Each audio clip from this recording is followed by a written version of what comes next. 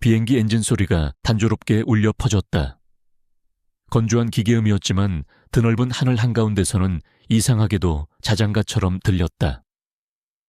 이혜우는 좌석 등받이에 살짝 머리를 기댄 채 여러 날 밤을 새운 탓에 무거워진 눈으로 작은 창문 밖을 내다보았다. 아래로는 하얀 뭉게구름이 푸른 바다 위를 떠다니는 섬처럼 유유히 흘러가고 있었다. 부산에서 서울로 향하는 비행은 그리 길지 않았지만 혜은에게는 마치 끝없는 여정처럼 느껴졌다. 그 여정에는 새로운 미래에 대한 모든 희망과 함께 아직 정해지지 않은 미래에 대한 무거운 불안감이 가득 담겨 있었다. 그녀의 옆자리에서는 5살 난 남동생 민준이가 어느새 잠들어 있었다. 통통하고 천진난만한 얼굴이 누나의 품에 기대어 있었고 규칙적인 숨소리가 가볍게 새어 나왔다.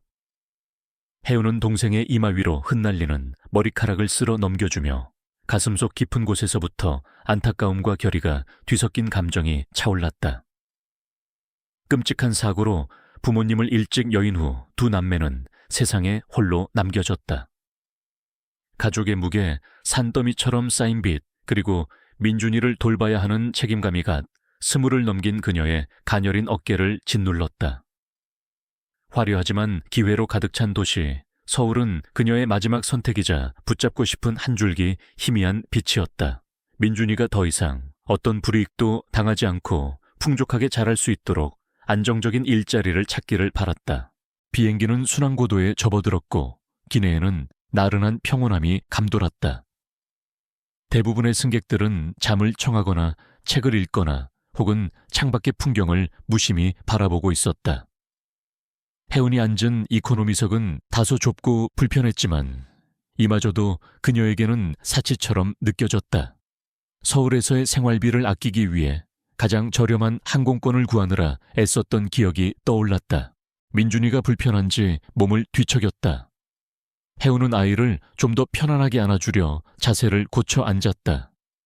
그때 아이의 작은 머리가 스르르 옆으로 기울어지더니 옆자리 승객의 어깨에 가볍게 기댔다.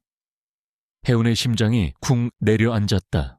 옆자리 승객은 30대 중반쯤으로 보이는 남자였다. 값비싸 보이는 다크 그레이 슈트를 반듯하게 차려입고 있었고 손목에는 고급스러운 시계가 번쩍였다. 그는 무릎 위에 펼쳐진 서류에서 눈을 떼지 않은 채 미동도 없이 앉아 있었다. 그의 주변에는 냉랭하고 엄격한 분위기가 감돌았고 쉽게 다가가기 어려운 위압감이 느껴졌다. 누가 봐도 사회적으로 높은 지위에 있는 사람임이 분명했다. 혜우는 얼굴이 새하얗게 질렸다. 죄송합니다. 그녀는 거의 속삭이듯 다급하게 말하며 최대한 조심스럽게 민준이의 머리를 자신의 쪽으로 옮기려 했다. 하지만 민준이는 깊이 잠들었는지 미동도 하지 않았고 오히려 남자의 어깨에 더 편안하게 기댄 듯 보였다. 남자는 그제야 서류에서 눈을 들어 혜운을 짧게 쏘아보았다. 그의 눈빛은 차갑고 날카로웠으며 어떤 감정도 읽을 수 없었다. 혜운은 그의 시선에 온몸이 얼어붙는 것 같았다. 분명 불쾌해하는 기색이 역력했다. 어쩌면 당장이라도 불호령을 내리거나 승무원을 불러 항의할지도 모른다는 생각에 눈앞이 캄캄해졌다. 정말 죄송합니다. 아이가 너무 피곤해서 바로 깨우겠습니다. 혜우는 더듬거리며 말했다.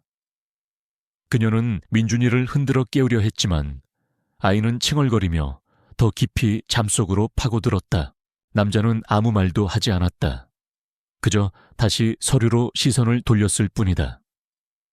하지만 그의 굳게 담은 입술과 미세하게 찌푸려진 미간은 그가 이 상황을 전혀 달가워하지 않는다는 것을 명백히 보여주고 있었다. 혜우는 숨조차 제대로 쉴 수 없었다. 차라리 그가 화를 내거나 소리치는 편이 나을 것 같았다. 이렇게 침묵으로 압박하는 상황은 그녀를 더욱 불안하고 죄스럽게 만들었다. 그녀는 남자의 슈트 소매에 묻어있을지 모를 아이의 침 자국이나 머리카락을 상상하며 속으로 울상을 지었다. 저런 고급 옷은 세탁비도 엄청날 텐데. 혹시라도 배상을 요구하면 어쩌나 하는 걱정까지 들었다. 지금 그녀에게는 단돈 10,000원도 아쉬운 상황이었다. 시간은 지독하게 느리게 흘러갔다. 혜우는 꼼짝도 하지 못한 채 마치 죄인처럼 고개를 숙이고 있었다. 그녀의 등줄기에는 식은땀이 흘렀고 손바닥은 축축하게 젖어들었다.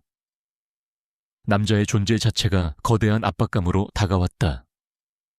그의 값비싼 옷차림, 흐트러짐 없는 자세, 그리고 손에 들린 중요해 보이는 서류들.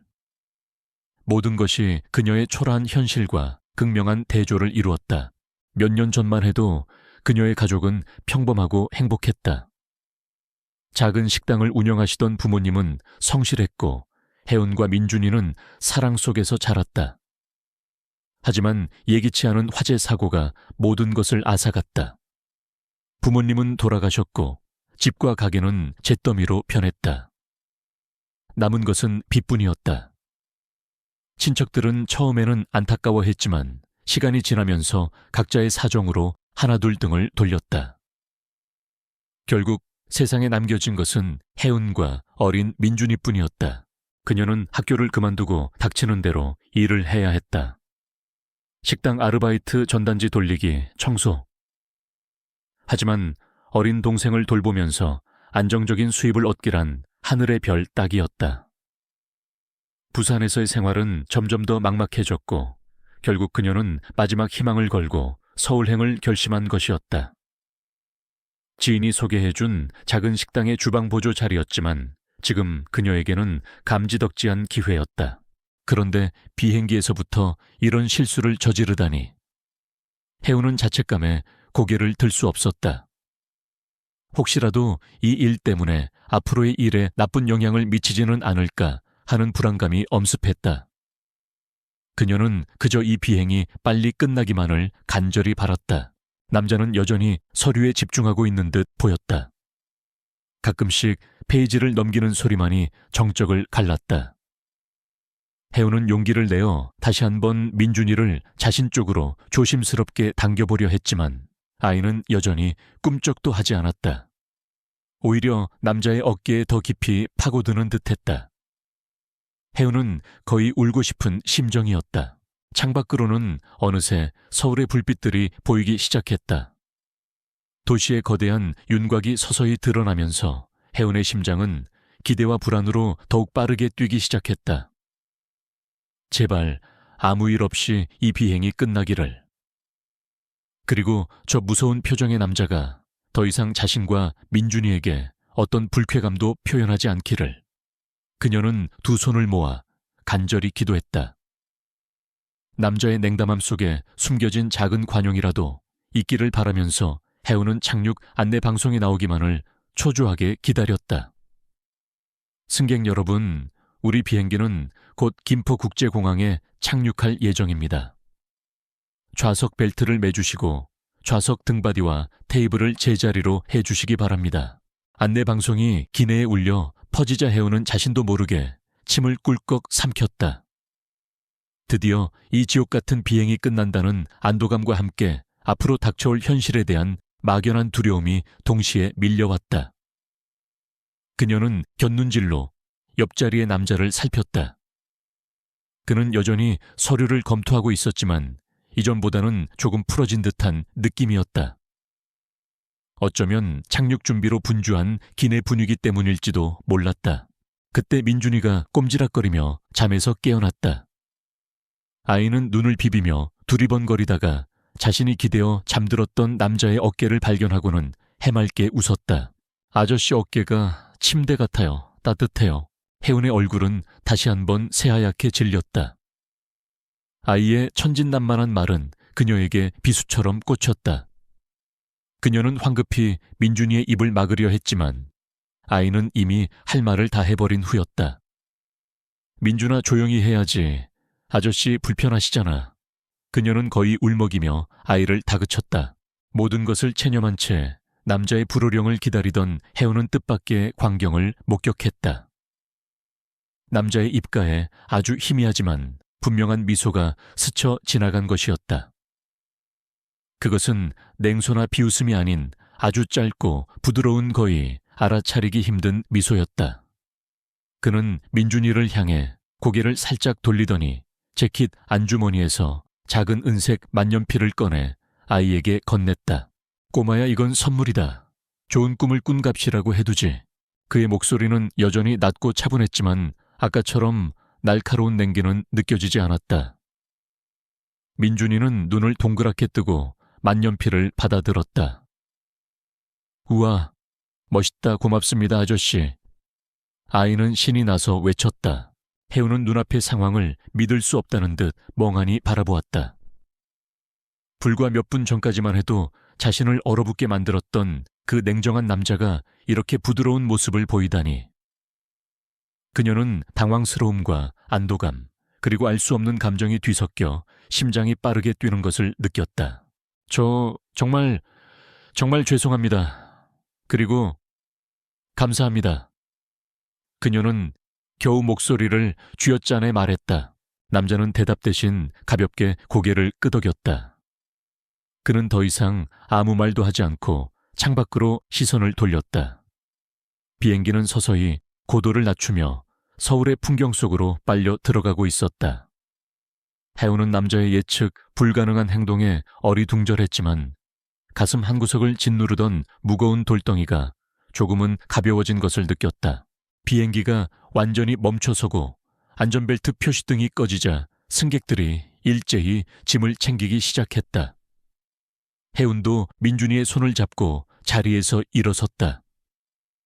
그녀는 남자에게 다시 한번 고개를 숙여 사과와 감사를 표하려 했지만 그는 이미 자신의 가방을 챙겨 빠르게 통로로 빠져나가고 있었다. 그의 큰 키와 다부진 어깨는 사람들 사이에서도 단연 눈에 띄었다. 해우는 그의 뒷모습을 잠시 바라보다가 자신도 서둘러 민준이를 데리고 비행기에서 내렸다. 공항 도착장은 수많은 사람들로 붐볐다. 해우는 한 손으로는 민준이의 손을 꼭 잡고 다른 한 손으로는 낡은 여행 가방을 힘겹게 끌며 수함을 찾는 곳으로 향했다. 그녀의 짐이라고는 옷가지 몇 벌과 민준이의 장난감 몇 개가 전부였지만 그마저도 그녀에게는 버겁게 느껴졌다. 잠시 후 그녀의 허름한 가방이 수화물 벨트 위로 모습을 드러냈다. 혜운이 가방을 집어 들려는 순간 퍽 하는 소리와 함께 가방의 낡은 지퍼가 터져버렸다. 안에 있던 옷가지와 물건들이 와르르 바닥으로 쏟아져 내렸다. 민준이가 아끼는 곰 인형도 대구르르 굴러갔다. 여미오나, 혜운은 얼굴이 빨개져서 어쩔 줄 몰라 했다. 주변 사람들의 시선이 일제히 그녀에게 쏠리는 것을 느끼자 더욱 창피해졌다. 그녀는 황급히 쪼그리고 앉아 흩어진 짐들을 끌어모으기 시작했다. 민준이도 작은 손으로 엄마를 도우려 애썼다. 그때 그림자 하나가 그녀의 위로 드리워졌다. 혜운이 고개를 들자 그곳에는 아까 그 비행기 옆자리에 남자가 서 있었다. 그는 말없이 그녀가 떨어뜨린 곰 인형을 주워 민준이에게 건넸다. 그리고는 검은색 정장을 입은 비서로 보이는 다른 남자에게 무언가를 짧게 지시했다. 비서는 곧바로 혜운에게 다가와 정중하게 말했다. 안녕하십니까, 부인. 저희가 도와드리겠습니다. 짐은 이쪽으로 주시죠. 혜운은 너무나 당황스러워서 아무 말도 할 수 없었다. 아니에요. 괜찮습니다. 제가 할 수 있어요. 그녀는 간신히 대답했지만 목소리는 떨리고 있었다. 남자는 그런 혜운을 물끄러미 바라보더니 나지막하지만 단호한 목소리로 말했다. 괜찮다면 내 제안을 하나 들어보겠소. 혜운은 의아한 표정으로 그를 쳐다보았다. 네, 제안이라니요. 내 회사에서 며칠간 간단한 사무 보조 업무를 해줄 사람을 찾고 있소. 혹시 관심 있다면 내 비서에게 연락처를 남기시오. 그의 말은 간결했지만 거절하기 어려운 무게감이 실려 있었다. 비행기에서 보니 아이를 생각하는 마음이 각별한 것 같던데. 급여는 충분히 지급할 생각이요. 혜우는 자신의 귀를 의심했다. 이 모든 것이 꿈인 것만 같았다. 방금 전까지만 해도 하늘 아래 홀로 남겨진 듯 막막했던 그녀에게 이렇게 갑작스러운 기회가 찾아오다니. 하지만 의심과 경계심이 고개를 들었다. 세상에 공짜는 없다는 것을 그녀는 너무나 잘 알고 있었다. 이 남자가 왜 자신에게 이런 호의를 베푸는 것일까? 하지만 저는 그런 일을 해본 경험이 없습니다. 그리고 왜 저에게 이런 제안을 하시는 건지 그녀는 조심스럽게 물었다. 남자는 잠시 침묵했다. 그의 시선은 혜은의 불안한 눈동자와 그녀의 품에 안겨 상황을 파악하려는 듯 두리번거리는 민준이에게 머물렀다. 경험은 중요하지 않소. 성실함이 중요하지. 그리고 이유는 묻지 않는 게 좋겠소. 그냥 변덕이라고 해둡시다. 그는 다시 특유의 무표정한 얼굴로 돌아와 있었다. 내일 오전까지 연락 주시오. 그럼 남자는 그 말만 남기고 비서와 함께 인파 속으로 사라졌다. 비서는 혜은에게 명함 한 장을 건네주고는 정중히 인사한 뒤 그를 따랐다. 혜은은 멍하니 손에 들린 명함을 내려다보았다. TK그룹 대표이사 강태준. 그 이름 아래 적힌 직함은 그녀가 평생 상상조차 해본 적 없는 세계의 것이었다. 바닥에 흩어졌던 짐들은 어느새 비서의 지시를 받은 공항 직원에 의해 말끔하게 정리되어 새 여행 가방에 담겨 있었다. 혜은은 여전히 현실감이 없는 표정으로 민준이의 손을 잡고 공항을 나섰다. 강태준이라는 남자, 그의 차가운 첫인상과 뜻밖의 친절, 그리고 믿기 어려운 제안. 모든 것이 혼란스러웠다. 하지만 한 가지 분명한 것은 있었다. 어쩌면 이것이 그녀와 민준이에게 주어진 마지막 기회일지도 모른다는 것. 믿져야 본전이었다.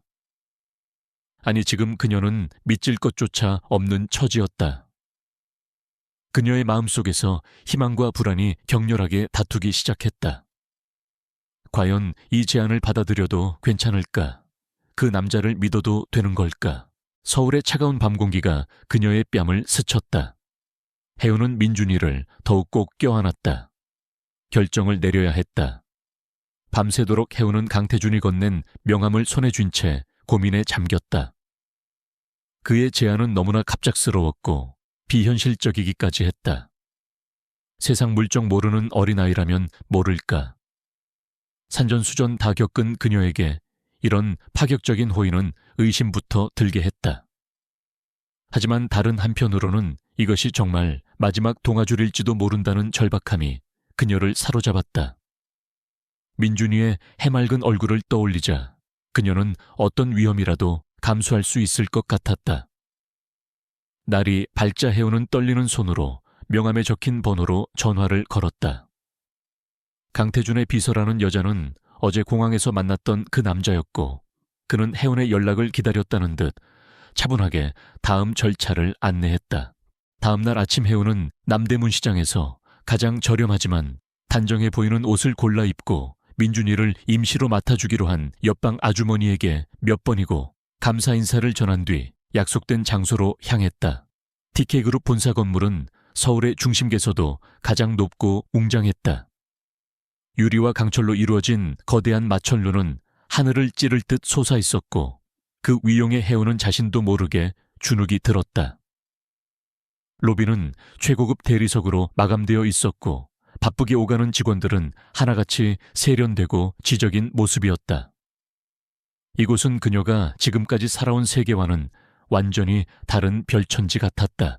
강태준 대표의 비서인 박진수 실장은 그녀를 대표이사실 근처의 작은 사무실로 안내했다. 사무실은 크지 않았지만 깔끔하게 정돈되어 있었고 창밖으로는 서울 시내가 한눈에 내려다 보였다. 박 실장은 혜은에게 며칠간 그녀가 맡을 업무에 대해 간략하게 설명해 주었다. 그것은 주로 오래된 서류들을 정리하고 간단한 자료를 입력하는 누가 봐도 중요도가 떨어지는 일들이었다. 어쩌면 그녀의 능력을 떠보거나 혹은 그저 귀찮은 잡무를 맡기려는 것일지도 몰랐다. 하지만 혜은은 어떤 불평도 없이 고개를 끄덕였다. 지금 그녀에게는 일이 있다는 사실 자체가 중요했다. 이하은 씨 대표님께서는 당분간 중요한 외부 일정이 많으셔서 회사에 자주 안 계실 겁니다. 필요한 것이나 궁금한 점이 있으면 저에게 문의하시면 됩니다. 박 실장은 사무적인 말투로 말했지만 그의 눈빛에는 여전히 약간의 의구심과 호기심이 섞여 있는 듯했다. 해운의 첫날은 긴장과 어색함의 연속이었다. 최신형 복합기와 컴퓨터는 그녀에게 너무나 생소했고 사무실에서 사용하는 전문 용어들은 마치 외국어처럼 들렸다. 점심시간에는 구내식당에 갔지만 값비싼 정장을 차려입은 사람들 사이에서 그녀의 초라한 옷차림은 더욱 도드라져 보였다. 몇몇 여직원들은 대놓고 그녀를 위아래로 훑어보며 자기들끼리 수군거렸다. 아마도 그녀가 어떻게 이런 대기업에, 그것도 대표이사 근처의 사무실에서 일하게 되었는지에 대한 소문이 벌써 퍼진 모양이었다. 어머, 저 여자 누구야? 낙하산인가 봐. 옷 입은 것 좀 봐. 우리 회사 분위기랑 너무 안 어울리지 않아. 대표님이 직접 데려왔다는 말도 있던데. 설마 그들의 날카로운 시선과 가시 돋친 말들은 혜은의 가슴을 아프게 찔렀다. 하지만 그녀는 애써 태연한 척하며 묵묵히 자신의 일에만 집중했다. 민준이를 위해서라도 여기서 주저앉을 수는 없었다. 그녀는 모르는 것은 동료들에게 조심스럽게 물어보거나 몰래 인터넷으로 검색해가며 하나씩 익혀나갔다. 복잡한 복사기 사용법도 몇 번의 시행착오 끝에 겨우 익숙해졌고 처음에는 한없이 느렸던 타자 속도도 조금씩 빨라졌다. 강태준 대표는 박 실장의 말대로 거의 회사의 모습을 드러내지 않았다. 아주 가끔 복도에서 마주칠 때도 있었지만 그는 혜운에게 가벼운 목례만 할 뿐 어떤 말도 건네지 않았다. 마치 그녀를 처음 보는 사람처럼 혹은 그저 스쳐 지나가는 수많은 직원 중 하나로 대하는 듯했다.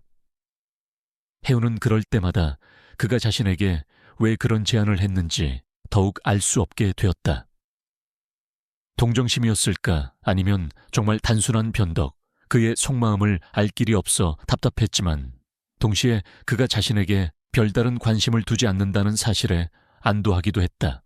며칠이 지나자 혜운은 조금씩 새로운 환경에 적응하기 시작했다. 그녀는 누구보다 일찍 출근해서 사무실을 정리했고 맡은 일은 아무리 사소한 것이라도 꼼꼼하고 정확하게 처리했다. 그녀의 성실함과 조용한 노력은 처음에는 그녀를 경계하거나 무시했던 몇몇 동료들의 시선을 조금씩 바꾸어 놓았다. 특히 마케팅팀의 김민지 대리는 혜은에게 처음으로 따뜻한 말을 건네준 사람이었다. 민지 씨는 다른 사람들처럼 혜은의 배경이나 옷차림에 대해 섣불리 판단하지 않았고 오히려 그녀가 어려움을 겪을 때마다 사리게 낳고 다가와 도움을 주곤 했다. 어느 날 오후 혜은은 산더미처럼 쌓인 오래된 계약서들을 연도별 종류별로 분류하는 작업을 하고 있었다. 대부분의 직원들은 이런 단순하고 반복적인 작업을 지루해하며 기피했지만 혜운은 묵묵히 서류 하나하나를 살폈다. 그러던 중 그녀는 우연히 몇몇 계약서들 사이에 이상한 점을 발견했다. 특정 하청업체와의 계약 조건이 다른 업체들에 비해 현저하게 불리하게 되어 있었고 계약서의 일부 조항들이 모호하게 작성되어 있는 것을 발견한 것이다. 처음에는 자신의 착각이겠거니 생각했지만 비슷한 유형의 계약서들이 여러 건 발견되자 그녀는 무언가 잘못되었다는 직감을 떨칠 수 없었다. 혜운은 망설였다. 이 사실을 박 실장에게 알려야 할까, 괜히 나섰다가 일을 더 복잡하게 만드는 것은 아닐까. 하지만 그녀는 과거 부모님이 운영하시던 작은 식당이 부당한 계약으로 큰 어려움을 겪었던 기억을 떠올렸다. 그때의 무력감과 억울함이 생생하게 되살아났다. 그녀는 용기를 내기로 결심했다. 퇴근 시간이 다 되어서야 혜운은 조심스럽게 박 실장의 사무실 문을 두드렸다. 그녀는 자신이 발견한 계약서들을 보여주며 차분하게 문제점을 설명했다. 박 실장은 처음에는 대수롭지 않게 생각하는 듯했지만 혜은의 구체적인 지적과 논리적인 설명에 점점 표정이 심각해졌다. 이혜은 씨, 이 서류들을 언제 발견했습니까? 오늘 오후에 서류 정리 작업을 하다가 발견했습니다. 이런 유형의 계약서가 더 있습니까? 네, 제가 확인한 것만 해도 대여섯 건 정도 됩니다. 모두 같은 하청업체와 관련된 계약입니다. 박 실장은 한동안 말없이 서류들을 뒤적였다. 그의 미간에는 깊은 주름이 잡혀 있었다. 알겠습니다. 일단 저에게 맡겨주십시오. 그리고 이 일에 대해서는 다른 누구에게도 말하지 마십시오. 그의 목소리는 낮고 진지했다. 그날 밤 혜우는 쉽게 잠들지 못했다. 자신이 괜한 일을 벌인 것은 아닌지, 혹시라도 이 일 때문에 회사에 누가 되거나 자신이 위험에 처하는 것은 아닌지 걱정이 앞섰다.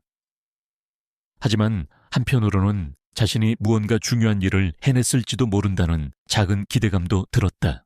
다음 날 출근했을 때 사무실 분위기는 평소와 다르지 않았다.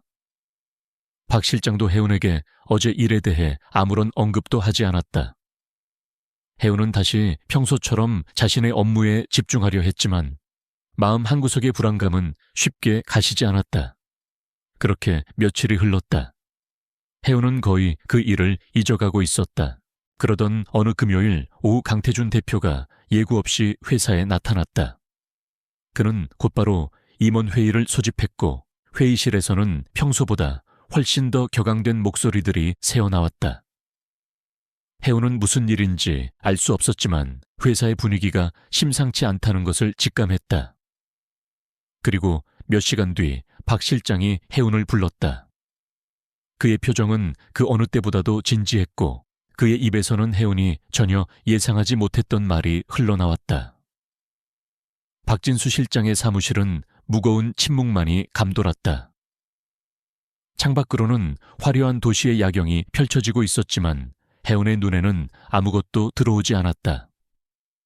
그녀는 박 실장의 다음 말을 기다리며 마른 침을 삼켰다. 이혜은 씨, 대표님께서 지금 이혜은 씨를 만나고 싶어 하십니다. 혜은의 심장이 쿵 내려앉았다. 네, 저를요? 왜? 박 실장은 복잡한 표정으로 그녀를 바라보았다. 자세한 이야기는 대표님께 직접 들으시는 것이 좋을 것 같습니다.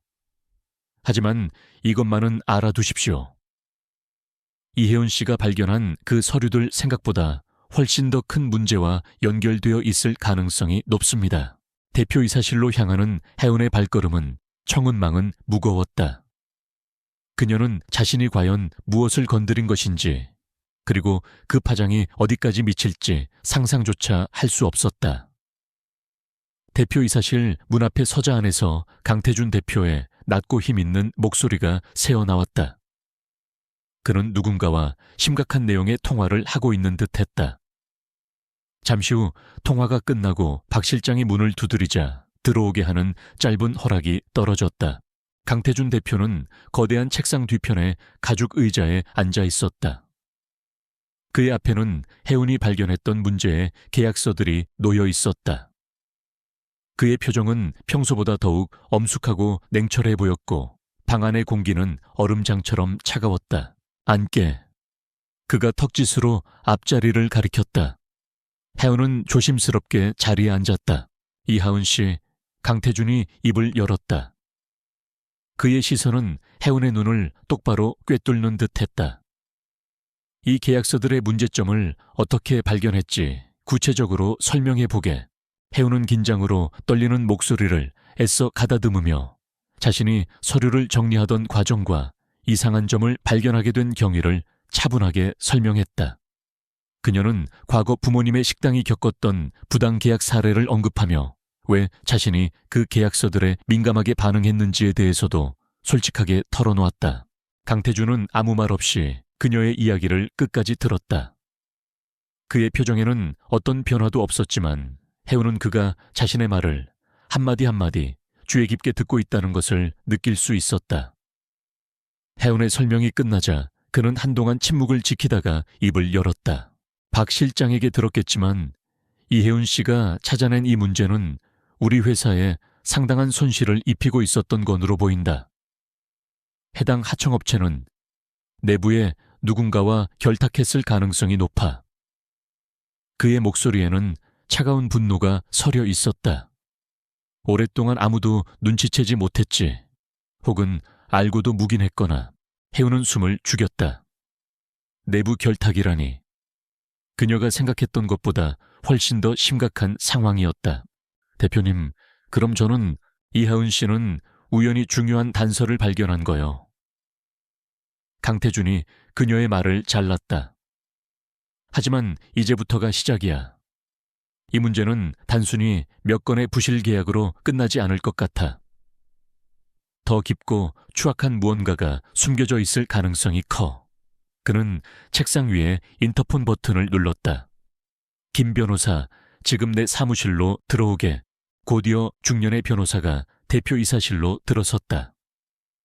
그는 강태준에게 정중히 인사한 뒤 해운을 한번 훑어보고는 의아한 표정을 지었다. 김 변호사 이쪽은 이혜운 씨요. 이번 건의 최초 발견자지. 강태준이 해운을 소개했다.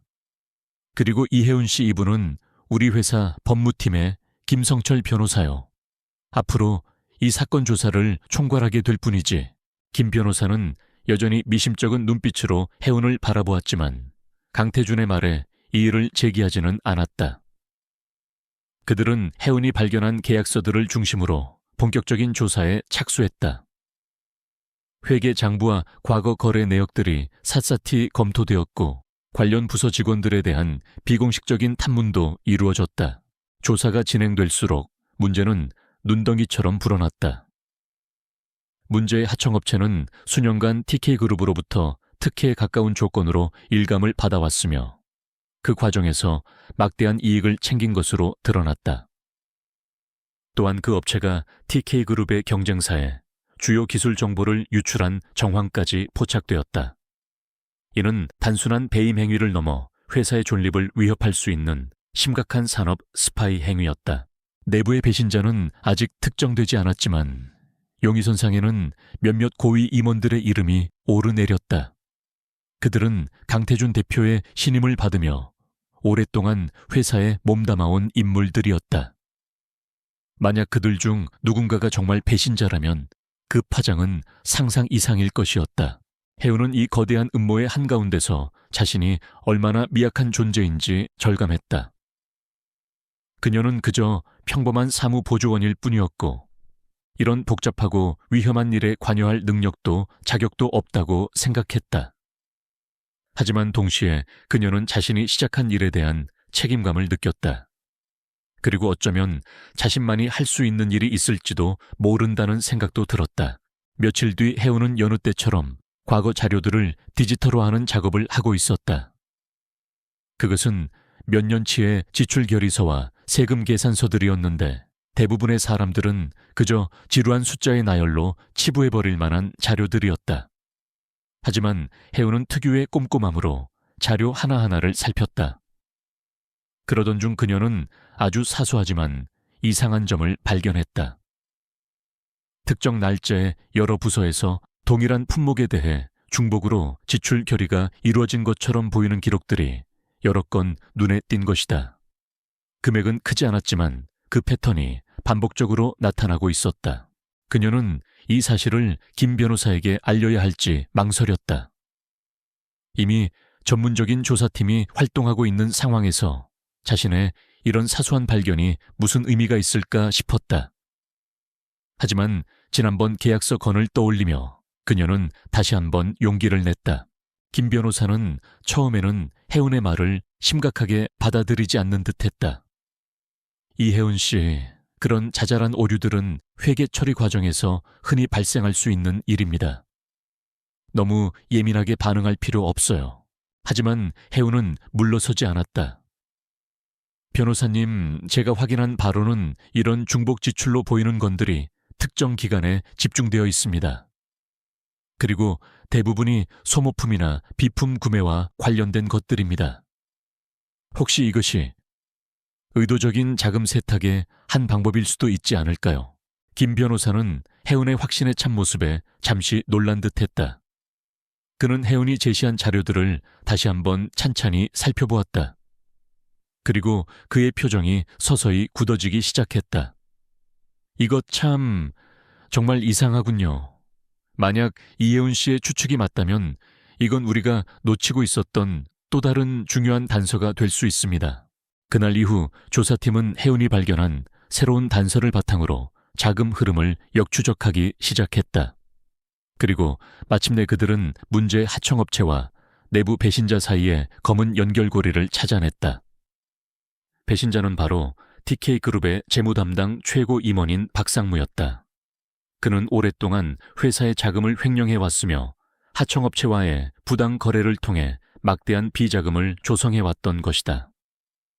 또한 경쟁사에 회사의 기밀 정보를 넘기며 자신의 퇴임 후 자리를 보장받으려 했던 정황도 드러났다. 모든 것이 밝혀지자 강태준 대표는 분노를 감추지 못했다. 가장 믿었던 측근에게 배신당했다는 사실에 그는 깊은 상처를 입었다. 하지만 그는 사적인 감정에 휩쓸리지 않고 냉정하게 상황을 처리했다. 박상무는 즉시 모든 직위에서 해임되었고 법적인 처벌을 받게 되었다. 사건이 일단락되자 강태준은 혜운을 다시 자신의 사무실로 불렀다. 이전과는 달리 그의 표정은 한결 부드러워져 있었다. 이혜운 씨 덕분에 우리 회사는 큰 위기를 넘길 수 있었소. 정말 고맙소. 그가 진심으로 말했다. 솔직히 말해서 처음에는 이혜운 씨를 믿지 못했소. 그저 운이 좋아서 우연히 무언가를 발견한 것이라고 생각했지. 하지만 당신은 내가 틀렸다는 것을 증명해 보였소.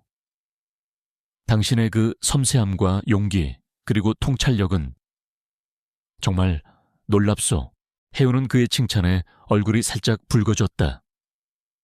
과찬이십니다, 대표님. 저는 그저 제가 할 수 있는 일을 했을 뿐입니다. 강태준은 잠시 창밖을 바라보더니 다시 혜운에게 시선을 돌렸다. 그의 눈빛에는 이전에는 볼 수 없었던 따뜻함과 함께 무언가를 결심한 듯한 단호함이 서려 있었다. 이하운 씨, 혹시 우리 회사에서 계속 일해 볼 생각 없소? 물론 지금처럼 단순한 사무 보조가 아니라 당신의 능력을 제대로 발휘할 수 있는 자리에서 말이오. 그의 제안은 또다시 혜운을 놀라게 만들었다. 하지만 이번에는 이전처럼 당황스럽거나 불안하지 않았다. 오히려 그녀의 가슴속에서 무언가 뜨거운 것이 차오르는 것을 느꼈다. 강태준 대표의 제안은 혜운의 삶에 새로운 파장을 일으켰다. 단순한 사무 보조가 아닌 그녀의 능력을 제대로 발휘할 수 있는 자리. 그것은 그녀가 감히 꿈꿔본 적 없는 기회였다. 며칠 밤낮으로 고민했다. 과연 자신이 그 기대를 충족시킬 수 있을까? 이 낯선 세계에서 살아남을 수 있을까 하는 두려움도 있었다.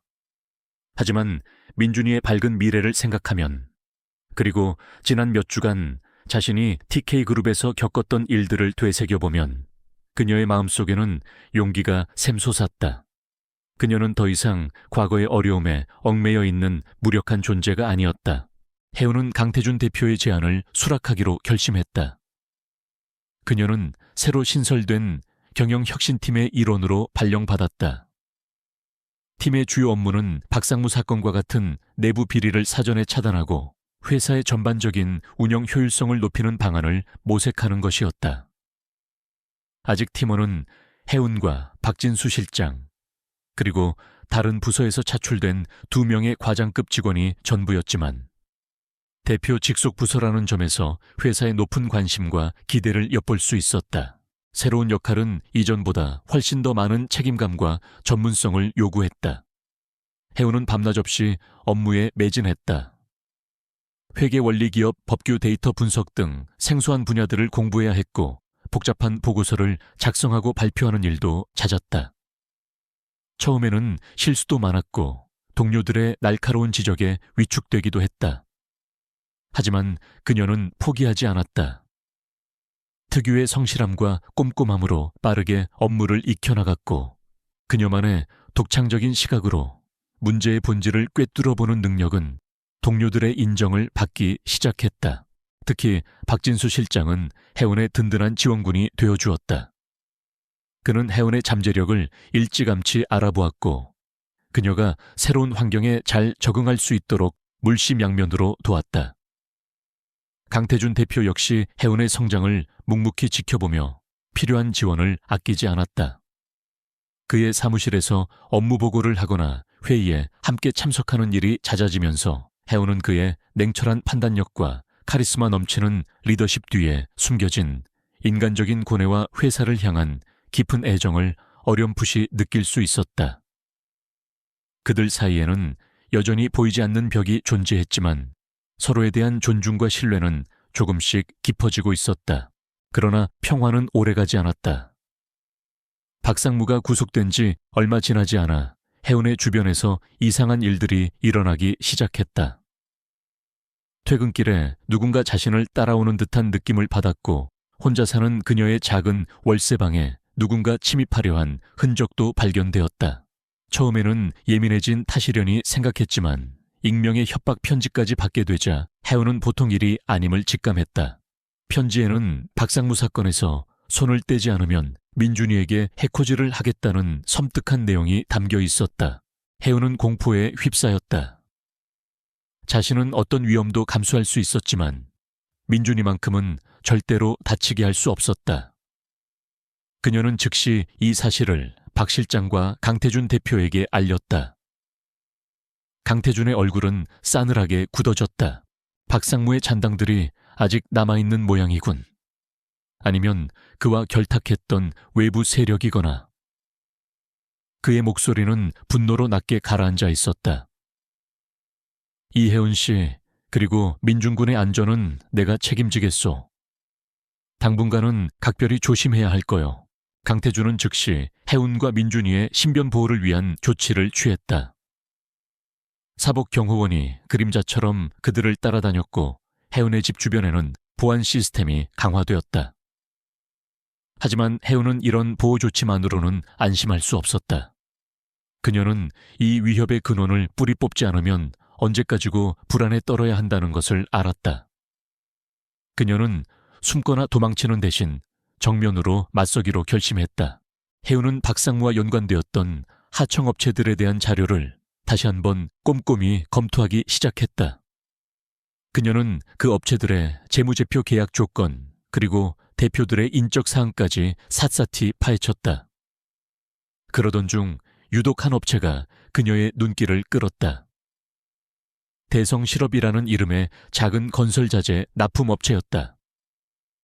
서류상으로는 아무런 문제가 없어 보였지만 해운은 직감적으로 무언가 석연치 않음을 느꼈다. 그 업체의 설립 시기, 급격한 성장 과정, 그리고 박상무와의 거래 규모 등 모든 것이 부자연스러웠다. 그녀는 자신의 의심을 강태준 대표에게 보고했다. 강 대표는 그녀의 분석을 신중하게 검토한 후 추가 조사를 지시했다. 이번에는 해운에게 조사 과정에 더 깊이 관여할 수 있는 권한이 주어졌다. TK그룹의 막강한 정보망과 자금력이 동원되었고 대성실업의 실체가 조금씩 드러나기 시작했다. 대성실업은 박상무가 차명으로 설립한 유령 회사에 가까웠다. 그 회사는 TK그룹과의 납품 계약을 독점하며 엄청난 이익을 챙겼고 그 자금은 박상무의 비자금으로 흘러 들어갔다. 더 충격적인 사실은 대성실업이 TK그룹의 경쟁사인 YJ건설과도 은밀하게 연결되어 있다는 정황이 포착된 것이었다. YJ건설은 TK그룹의 주요 프로젝트 입찰에서 번번이 유리한 고지를 점령해왔는데 그 배후에는 대성실업을 통해 유출된 내부 정보가 있었던 것이다. 이 모든 사실이 밝혀지자 해운은 거대한 음모의 실체에 소름이 돋았다. 박상무 한 명을 처리한 것으로 끝난 것이 아니었다. 보이지 않는 곳에서 더 큰 악의 세력이 TK그룹을 위협하고 있었던 것이다.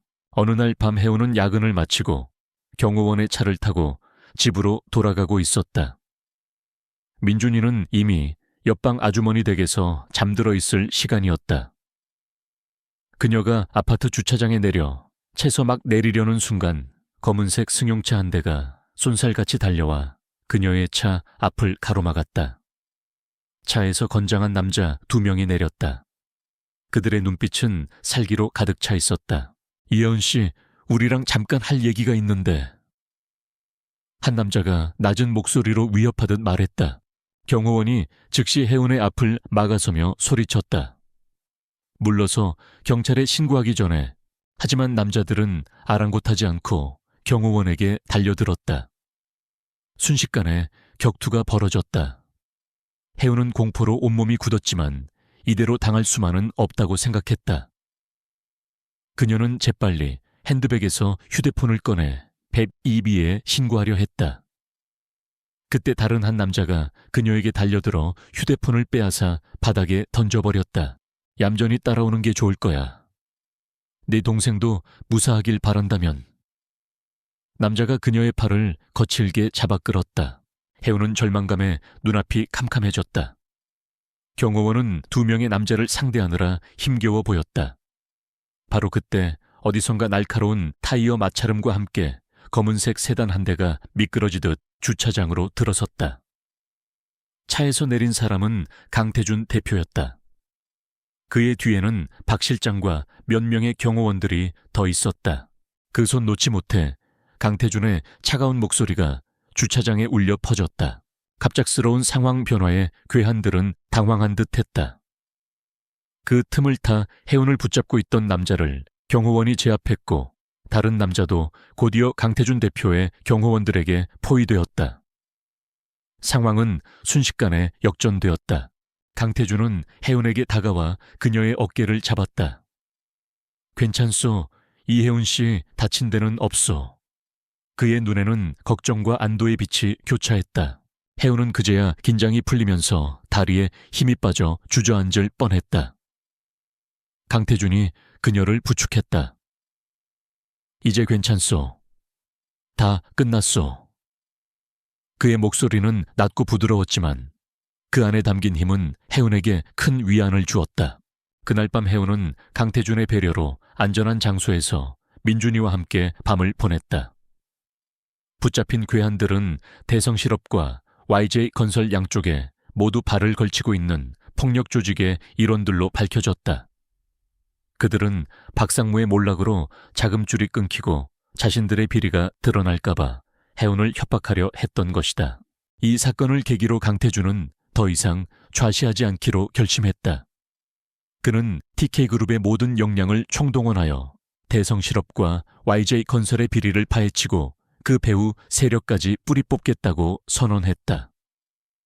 그리고 그 중심에는 누구도 예상하지 못했던 인물 바로 이혜은이 서 있었다.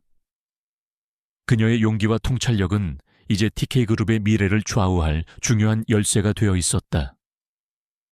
두 사람 사이의 신뢰는 위기를 통해 더욱 단단해졌고 보이지 않는 위협에 맞서는 그들의 싸움은 이제 막 시작되고 있었다.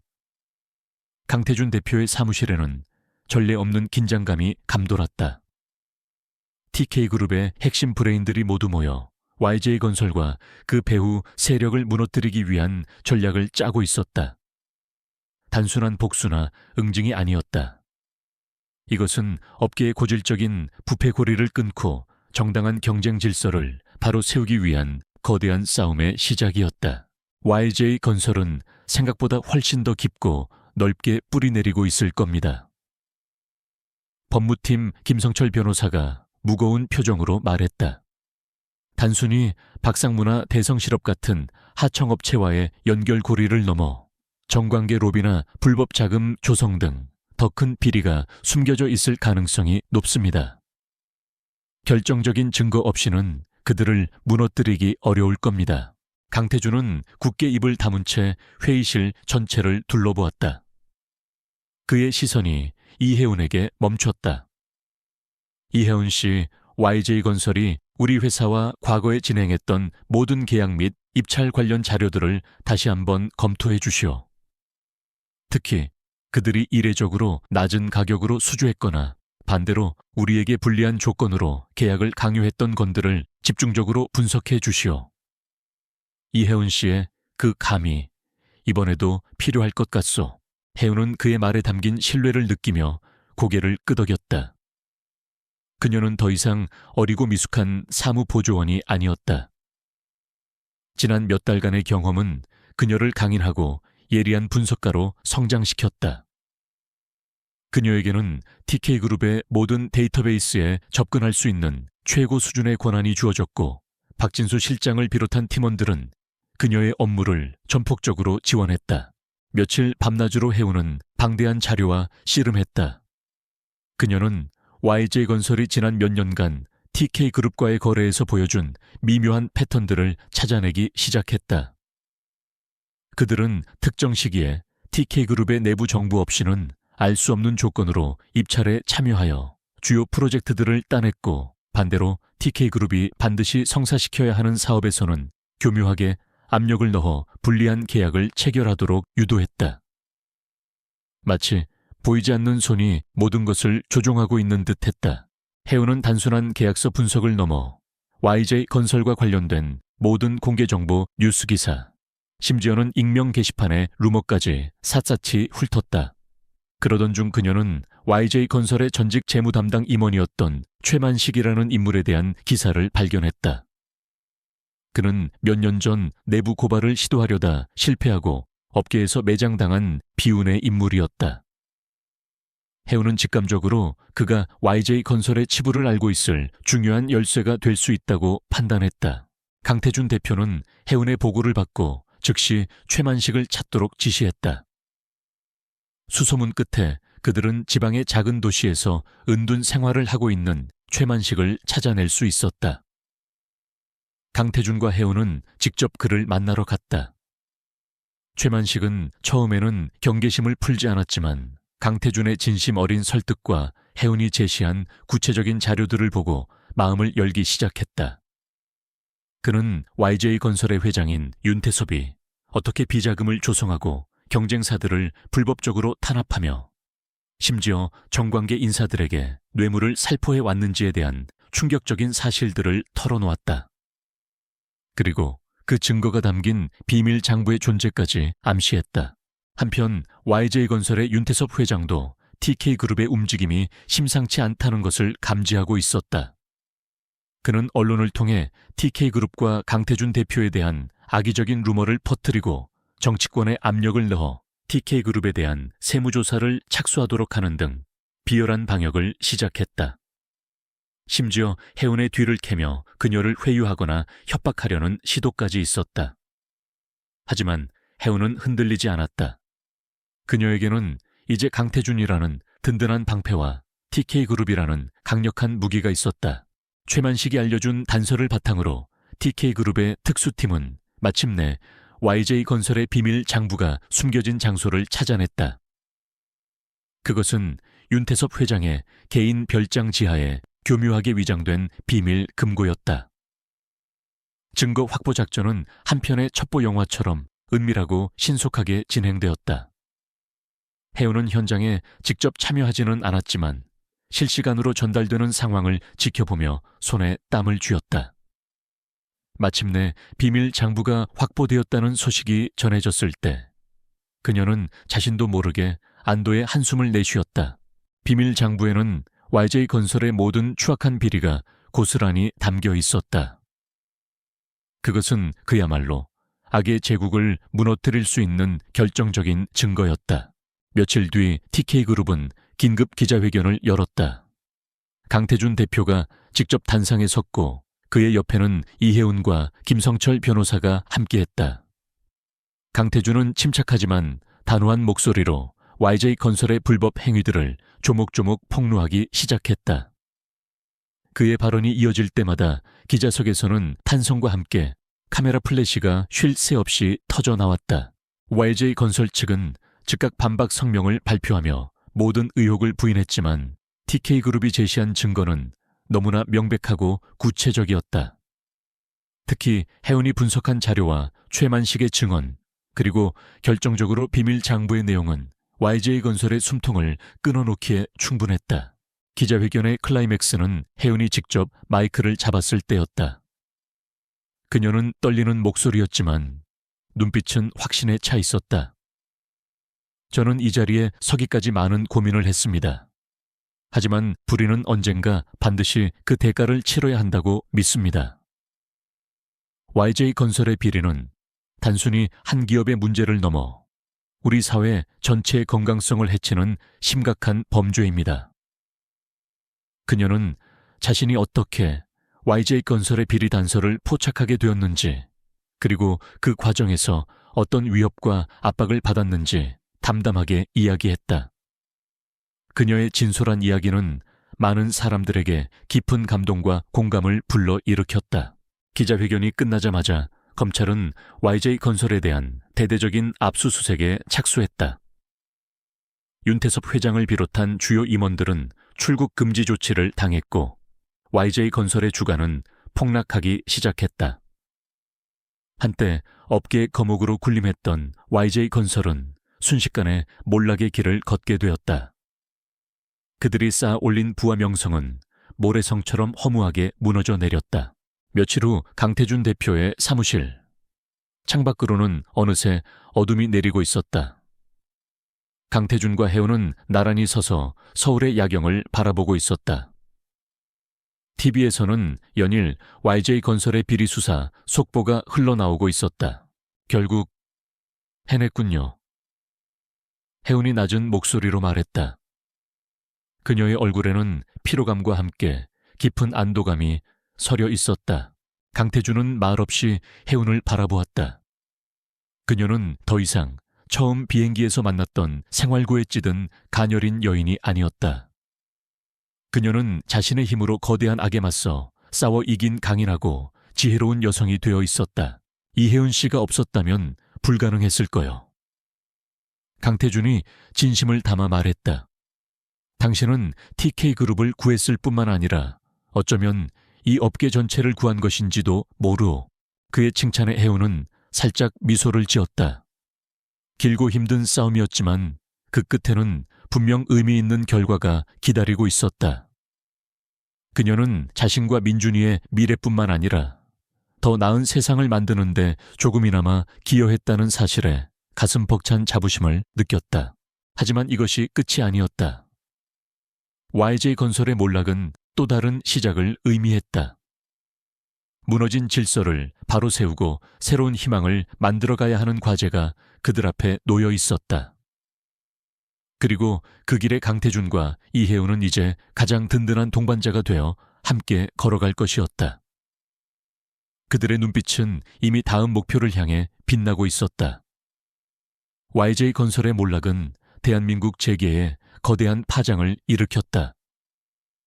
윤태섭 회장을 비롯한 핵심 관계자들은 줄줄이 법의 심판을 받았고 수십 년간 이어져 온 그들의 검은 제국은 허무하게 막을 내렸다. 업계는 충격과 함께 안도의 한숨을 내쉬었다. 오랫동안 YJ건설의 독주와 불공정 관행에 시달려왔던 많은 기업들에게 이번 사건은 새로운 희망의 신호탄과도 같았다. TK그룹은 이 거대한 싸움의 선봉에 서서 정의를 실현한 기업으로 대중에게 각인되었고 강태준 대표의 리더십과 도덕성은 높은 평가를 받았다. 사건 이후 TK그룹 내부에서도 큰 변화의 바람이 불었다.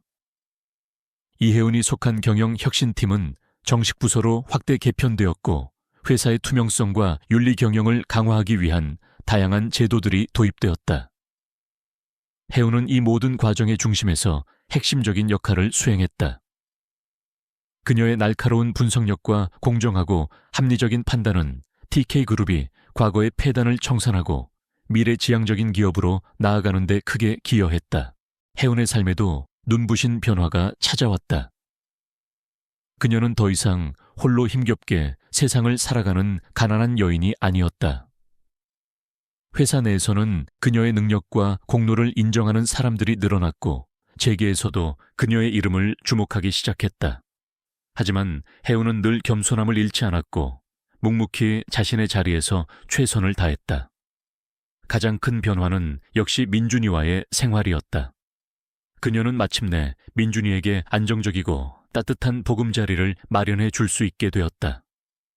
햇살 가득한 작은 아파트 민준이가 마음껏 뛰어놀 수 있는 유치원, 그리고 주말마다 함께하는 소박하지만 행복한 시간들. 그것은 혜운이 그토록 간절히 바라왔던 삶이었다. 어느 맑은 가을날 오후 해운은 오랜만에 일찍 퇴근하여 민준이와 함께 집 근처 공원을 찾았다. 민준이는 알록달록한 단풍잎을 주워 모으며 신나게 뛰어놀았고, 해운은 벤치에 앉아 그런 동생의 모습을 따뜻한 미소로 바라보았다. 그녀의 손에는 민준이가 그려준 삐뚤빼뚤한 가족 그림이 들려 있었다. 그림 속에는 활짝 웃고 있는 민준이와 해운, 그리고 왠지 모르게 강태준 대표를 닮은 듯한 키 큰 아저씨가 함께 손을 잡고 있었다. 해운은 자신도 모르게 얼굴이 살짝 붉어졌다. 강태준 대표 역시 지난 몇 달간 큰 변화를 겪었다. YJ 건설과의 싸움, 그리고 그 과정에서 함께했던 이해운이라는 존재는 그의 얼음장 같던 마음에 따뜻한 온기를 불어넣었다. 그는 더 이상 일에만 몰두하는 냉정한 CEO가 아니었다. 직원들과 스스럼 없이 대화를 나누고 사소한 농담에 웃음을 터뜨리기도 했으며, 무엇보다 인간적인 가치와 신뢰의 중요성을 깊이 깨닫게 되었다. 비행기에서 우연히 어깨를 내어주었던 작은 아이와 그 누나의 등장이 자신의 인생과 회사의 운명을 이토록 극적으로 바꾸어 놓을 줄은 꿈에도 상상하지 못했던 일이었다. 해운과 강태준의 관계도 이전과는 비교할 수 없을 만큼 깊어졌다. 그들은 여전히 상사와 부하 직원이라는 공식적인 관계를 유지했지만, 그 밑바탕에는 서로에 대한 깊은 존경과 신뢰, 그리고 말로는 표현하기 어려운 애틋한 감정이 자리 잡고 있었다. 함께 야근을 하며 나누었던 따뜻한 커피 한 잔, 중요한 결정을 앞두고 주고받았던 격려의 눈빛, 그리고 서로의 아픔과 고민을 묵묵히 들어주었던 시간들. 그 모든 순간들이 쌓여 그들을 더욱 단단한 유대감으로 묶어주었다. 며칠 뒤 TK그룹 창립 기념일 행사가 열렸다. 성대한 파티 대신 전 직원이 참여하는 소박하지만 의미 있는 봉사활동과 조촐한 기념식이 진행되었다. 기념식에서 강태준 대표는 단상에 올라 지난날을 회고하며 TK그룹의 새로운 비전을 선포했다. 그의 연설은 진솔했고 모든 직원의 가슴에 깊은 울림을 주었다. TK그룹은 이제 새로운 출발선에 섰습니다. 우리는 단순히 이익을 추구하는 기업을 넘어 사회에 기여하고 정의를 실현하는 기업 시민으로서의 책임을 다할 것입니다. 그리고 이 모든 변화의 중심에는 바로 여러분 TK그룹의 가족들이 있습니다. 특히 오늘 이 자리에는 우리 회사에 큰 용기와 영감을 준 특별한 분이 함께하고 있습니다. 강태준의 시선이 객석의 한가운데 앉아있는 해운에게 향했다. 모든 사람들의 박수갈채와 함께 해오는 얼떨떨한 표정으로 단상 위로 이끌려 올라갔다. 강태준은 해운의 손을 잡고 직원들 앞에 섰다. 이해운 씨는 우리에게 진정한 용기가 무엇인지, 그리고 올바른 가치를 지키는 것이 얼마나 중요한지를 보여주었습니다. 그녀의 헌신과 통찰력이 없었다면 오늘의 TK그룹은 없었을 것입니다. 이혜운 씨에게 진심으로 감사와 존경의 말씀을 전합니다.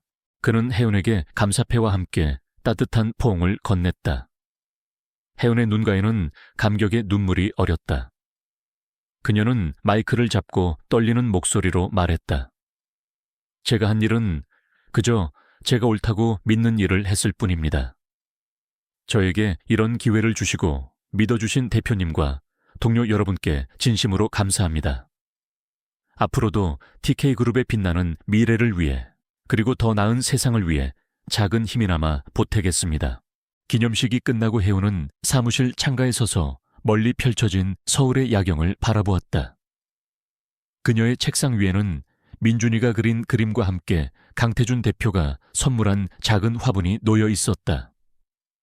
화분에는 새로운 시작이라는 꽃말을 가진 하얀색 프리지아가 활짝 피어 있었다. 이제 그녀는 더 이상 서울의 화려한 불빛에 주눅들지 않았다. 그녀의 마음속에는 희망과 자신감이 가득 차 있었다. 그때 사무실 문이 열리고 강태준 대표가 들어섰다. 그의 손에는 따뜻한 커피 2잔이 들려 있었다. 아직 퇴근 안 했소, 이혜은 씨? 그가 부드럽게 물었다. 네 대표님, 잠시 생각할 것이 있어서요. 혜은이 미소 지으며 대답했다. 강태준은 커피 한 잔을 혜은에게 건네고 그녀의 옆에 나란히 섰다. 잠시 침묵이 흘렀다. 창밖의 별빛이 그들의 얼굴을 부드럽게 비추었다. 앞으로도 함께 잘 헤쳐나갑시다, 이혜은 씨. 강태준이 먼저 입을 열었다. 그의 목소리에는 깊은 신뢰와 따뜻한 약속이 담겨 있었다. 혜은은 고개를 끄덕였다. 네 대표님, 언제까지나요? 그들의 시선이 허공에서 마주쳤다. 그 눈빛 속에는 수많은 역경을 함께 이겨낸 동지애와 서로를 향한 깊은 이해, 그리고 미래를 함께 만들어갈 아름다운 약속이 담겨 있었다. 비행기에서의 우연한 만남으로 시작된 그들의 인연은 이제 TK그룹의 역사에, 그리고 서로의 인생에 잊을 수 없는 의미 있는 한 페이지를 장식하고 있었다. 서울의 밤은 그 어느 때보다 아름답게 빛나고 있었고 그들 앞에는 새로운 희망과 도전으로 가득한 찬란한 내일이 기다리고 있었다.